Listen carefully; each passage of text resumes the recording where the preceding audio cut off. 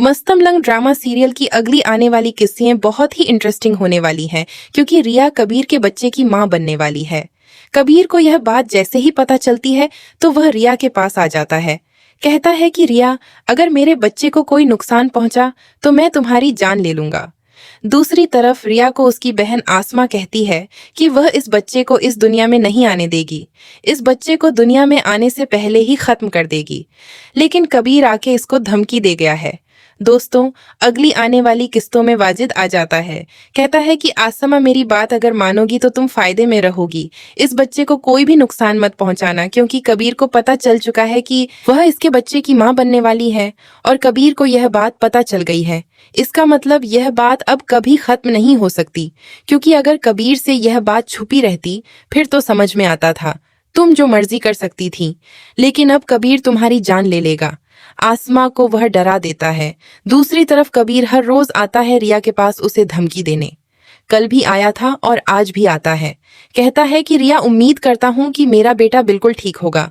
रिया कहती है कि तुम्हें कैसे पता है कि हमारा बेटा होगा, हो सकता है बेटी हो जाए। तो कबीर कहता है कि मेरी बेटी हो या बेटा हो, तुम्हें इससे कोई लेना देना नहीं है क्योंकि यह मेरी औलाद है और मैं उसको लेके चला जाऊंगा।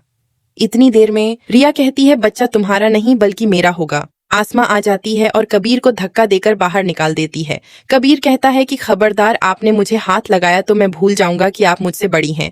आप अपनी हद में रहे, मैं सब जान चुका हूँ। आप लोगों ने जो जो चालें चली थी सारी उल्टी पड़ गई हैं। लेकिन एक बात याद रखिएगा, मैं आप लोगों को कभी माफ नहीं करूंगा। कबीर ये बात करता है कि आसमा आपा कहती है कि कबीर अपनी धमकियां उसको दो जो तुम्हारी धमकियां से डरता हो। और रही बात तुम्हारे बच्चे की, तो यह बच्चा तुम्हारा नहीं रिया का है। हम चाहे इसको जिंदा रखें या मार दें, तुम्हारा इससे कोई लेना देना नहीं। और वैसे भी तुम्हारा गंदा खून मैं अपने पास नहीं रखूं। कबीर ये बात सुनता है तो सोच लेता है कि अब वह दोबारा से रिया को किडनैप कर लेगा।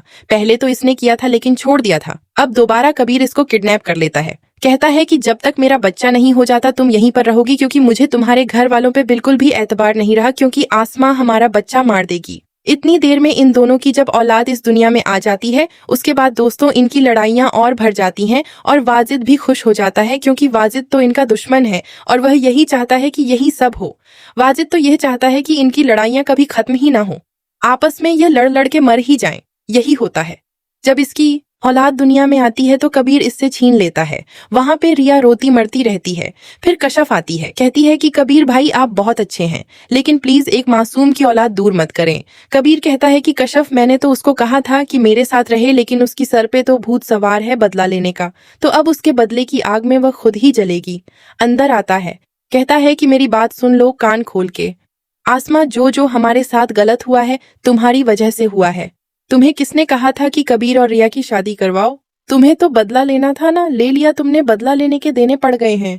अब उसकी औलाद जब इस दुनिया में आ जाएगी तो हम क्या करेंगे, किसको देंगे? और रिया तो मर जाएगी अपने बच्चे के बगैर। वहां पे कबीर उसका बाप बैठा है। हमेशा से तुमने गलत फैसले किए हैं, हमेशा ही से तुम ऐसे ही करती आ रही हो। आसमा कहती है कि मुझे क्या पता था, मैं तो जानती थी कि जैसे ही रिया उस घर में जाएगी तलाक लेके वापस आएगी।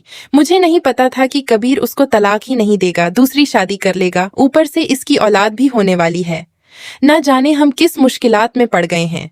सिकंदर कहता है कि इन मुश्किलात में तुमने डाला है तो अब कुछ सोचो और हमें इस मुश्किलात से निकालो। इतनी देर में आसमा कहती है कि मुझे अकेली का कसूर नहीं है, समझ आई?